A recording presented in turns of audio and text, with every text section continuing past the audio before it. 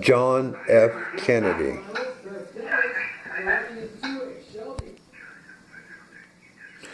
I have the entire history of the United States here. I want to read something to you.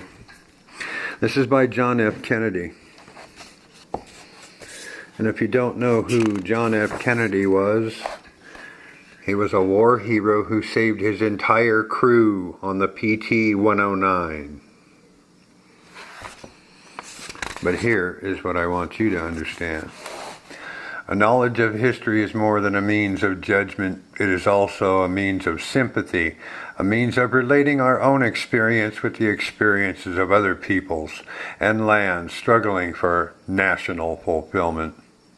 We may sometimes forget, example, that the United States began as an underdeveloped nation, which seized its independence by carrying out successful revolution against a colonial empire.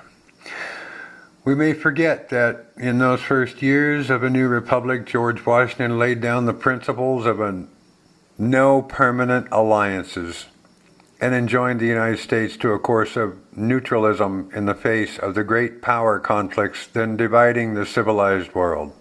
We may forget that in the first stages of our economic development, our national growth was stimulated to a considerable degree by foreign aid. That is, investment from abroad, and by public investment and direction on the part of our state and local as well as our national government. We may forget that our own process of economic change was often accompanied by the issue of wildcat paper money, by the repudiation of bonds, by disorder, fraud, and violence.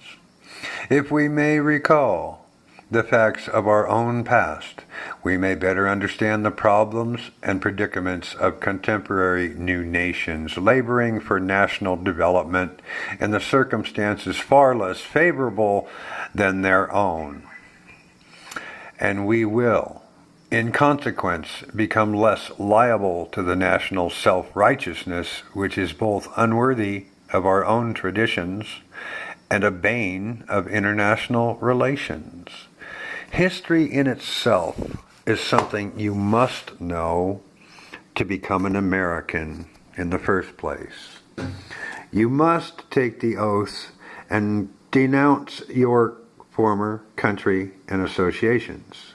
The majority of people coming into our nation right now do not renounce anything, do not have to become citizens properly. We just hand them everything on a silver platter. That is not how America works.